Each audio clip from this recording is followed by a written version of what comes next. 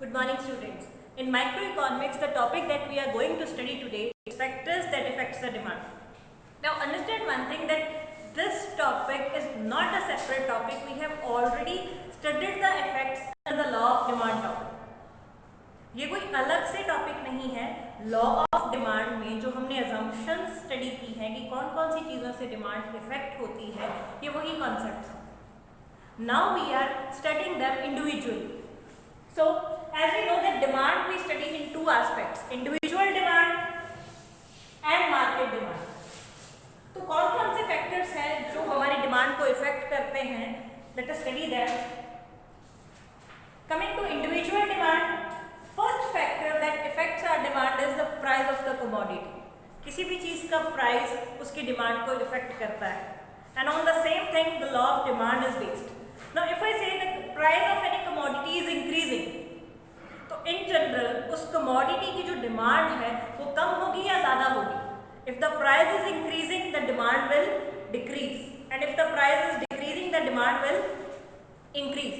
So this is how price of the commodity affects the demand.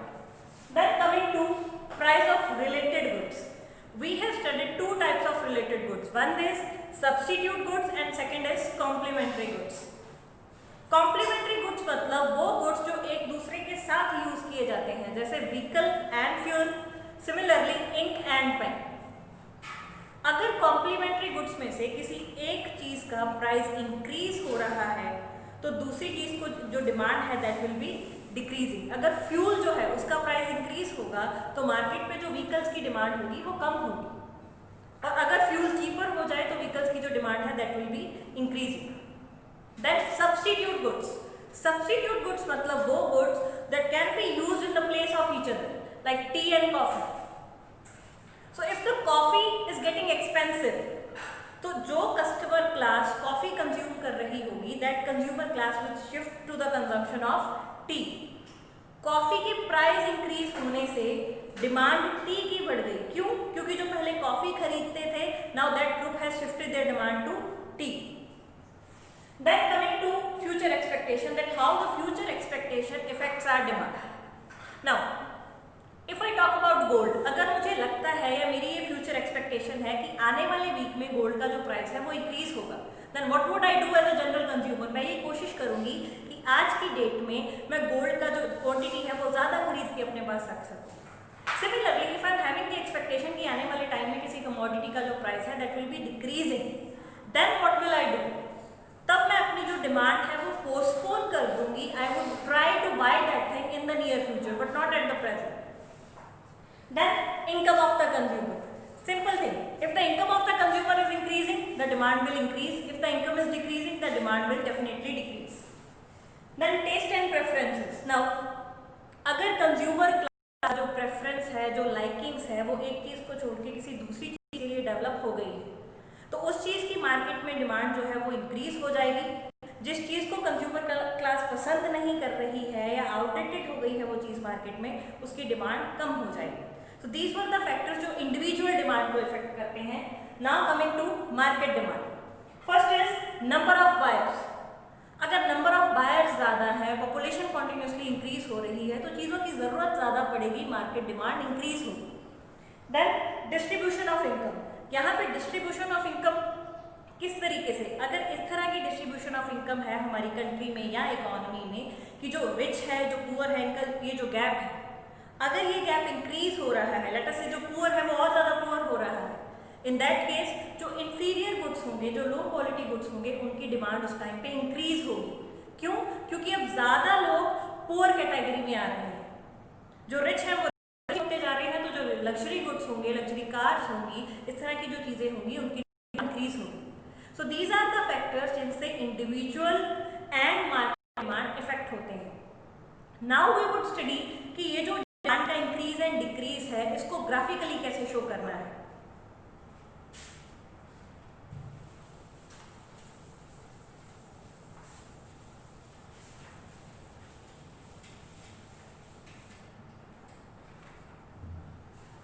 Firstly, coming to the increase of demand.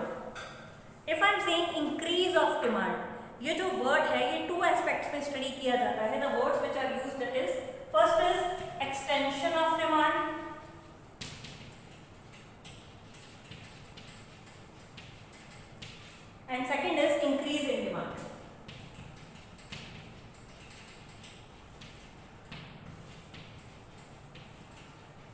Let us firstly understand its meaning. Extension of demand and increase in demand, इन दोनों में difference क्या है? Extension of demand का मतलब है जब quantity demanded increase होती है only because of price decrease, और कोई फैक्टर चेंज नहीं हुआ, कोई इनकम चेंज नहीं हुई, कोई टेस्ट एंड प्रेफरेंसेस चेंज नहीं हुए, कोई फ्यूचर एक्सपेक्टेशन चेंज नहीं हुआ, कुछ नहीं।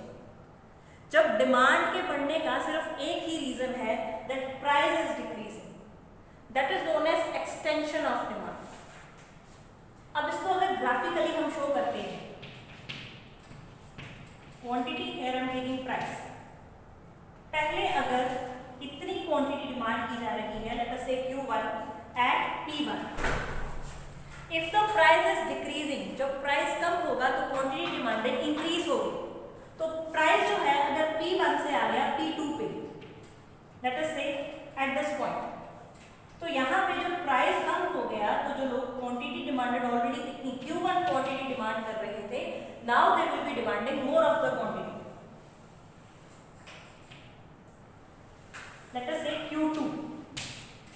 अब डिमांड यहाँ से यहाँ तक एक्सटेंड हो गई, this is known as extension of demand. You need to know one thing here, demand curve जो है वो शिफ्ट नहीं हुई, डिमांड वाली जो लाइन बनी हुई है वो आगे पीछे नहीं हुई, only the point has extended, it is only the movement along with the demand curve,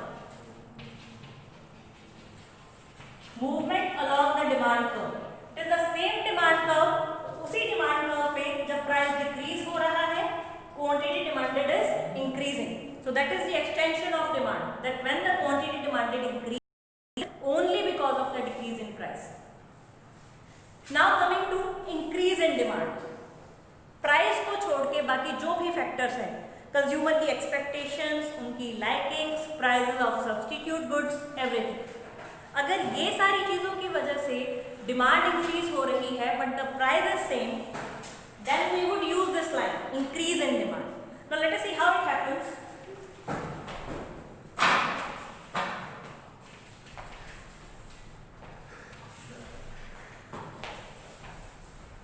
quantity I am taking here and price I am taking here. If the price of the commodity is assuming to be P1 and I am taking a demand curve, this one, अगर consumer की income change हो गई, now I am repeating one thing, commodity का price change नहीं हुआ, price is unchanged. अगर consumer की income जो है पहले वो Q1 क्वांटिटी डिमांड कर रहा था, अगर इनकम इंक्रीज हो गई, demanding more of the quantity, then this demand curve will shift rightwards, ये जो डिमांड कर्व है ये राइटवर्ड शिफ्ट कर जाएगी। एक्सटेंशन ऑफ डिमांड में it was only single demand curve, सिर्फ उसी पे हम मूवमेंट्स शो करते हैं, कोई नई डिमांड कर्व नहीं बनती है। लेकिन in case of increase in demand, price is same, we are just shifting the demand curve because there is change only in the quantity. Then increase in demand, ये जो राइटवर्ड शिफ्ट हो रहा है, कौन कौन से इसके रीजंस हो सकते हैं? प्राइस ऑफ सब्स्टिट्यूट गुड, अगर मान लीजिए ये ग्राफ मैंने टी का बनाया है कि टी की जो डिमांड इंक्रीज हो रही है, प्राइस सेम है, तो ये जो क्वांटिटी इंक्रीज हो रही है, what can be the reason? इसके मुकाबले में कॉफी महंगी हुई होगी या सस्ती हुई होगी? कॉफी का प्राइस इंक्रीज हुआ होगा, दैट इज व्हाई लोगों ने क्या किया, अपनी जो डिमांड है वो टी की तरफ शिफ्ट कर ली। So when the price of substitute goods increases, commodity की जो डिमांड है वो इंक्रीज हो जाती है। Then when the price of complementary goods decrease, complementary goods के जो प्राइस है वो डिक्रीज हो जाए, मतलब जो साथ में हमें कमोडिटी यूज करनी है, which are used with each other, अगर वो सस्ती हो जाए तो हमारी कमोडिटी को जो डिमांड है that would be increasing. Then consumer की इनकम, देन कंज्यूमर अगर अपनी लाइकिंग्स, अगर अपनी प्रेफरेंसेस एक पर्टिकुलर कमोडिटी की तरफ शिफ्ट कर दे तो उस कमोडिटी की जो डिमांड है that will be increasing, likings and preferences. Then coming to future expectation, अगर कंज्यूमर को लगता है कि आने वाले टाइम में ये जो कमोडिटी है ये महंगी होने वाली है, then at present consumer will like to have more of that commodity, he will like to prepare a stock for that. So future expectations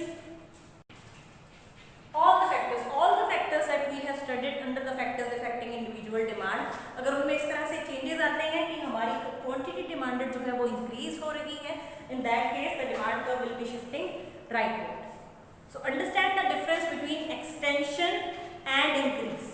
Similarly, we will be studying contraction and decrease. इसी का opposite होगा contraction of demand and decrease in demand.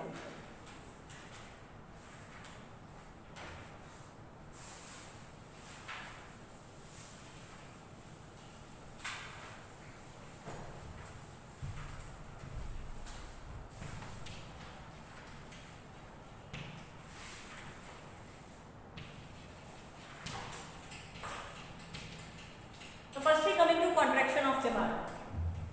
Quantity demanded का कम होना, but only being the reason of change in price. Price increase होगा या फिर कम होगा. Prices will increase. अगर सिर्फ प्राइस के इंक्रीज होने से क्वांटिटी डिमांडेड कम होती है, then we would call it as contraction of demand. And how it would be shown graphically. On this axis I would be taking quantity and on this axis price. अगर price increase हो जाए किसी commodity का, Q1 and P1 I am taking here, price अगर increase होगा तो quantity demanded decrease होगी. चीज अगर महंगी हो जाएगी मार्केट में तो जो क्वांटिटी डिमांडेड है that will be decreasing. It means firstly the point was here and now this point will be shifting to this region. Now it is the same demand curve. Again it is only the movement along with the demand curve. The quantity demanded has now got contracted. This is the contraction of demand. Then coming to decrease in demand. Decrease in demand means price remains unchanged.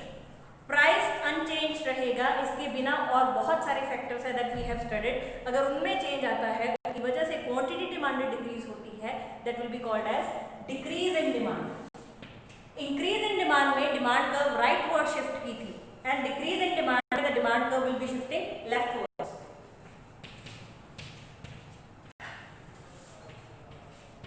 If the price is P1, I am taking a demand curve here, that is this one. अगर consumer की income कम हो जाए at the same price, commodity का price market में same ही रहा, अगर consumer की income कम हो जाए, he would be able to buy less of the commodity. पहले Q1 he was demanding and now he can demand Q2. So price is same, quantity demanded has decreased and because of that the demand curve has shifted leftwards. Demand has decreased. अब ये कौन कौन से कारण से हो सकता है?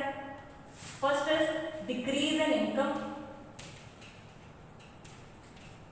या हो सकता है जो सब्स्टिट्यूट गुड्स हैं, जिसके इसकी जगह जो हम गुड्स यूज कर सके, अगर वो सस्ता हो जाए, the consumer class will be shifting their demand to the substitute good, not to this commodity.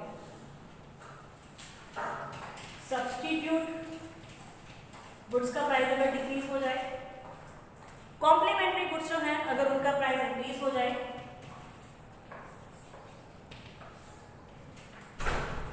Test and preferences अगर कंज्यूमर की किसी और कमोडिटी पर शिफ्ट हो जाए,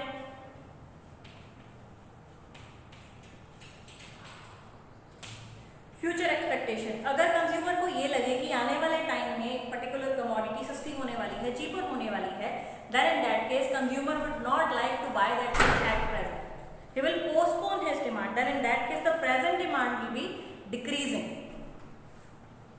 Future expectations. So this is how those factors that we have studied earlier, ये factors का जो effect है वो हम graphically show करते हैं. You need to understand one thing.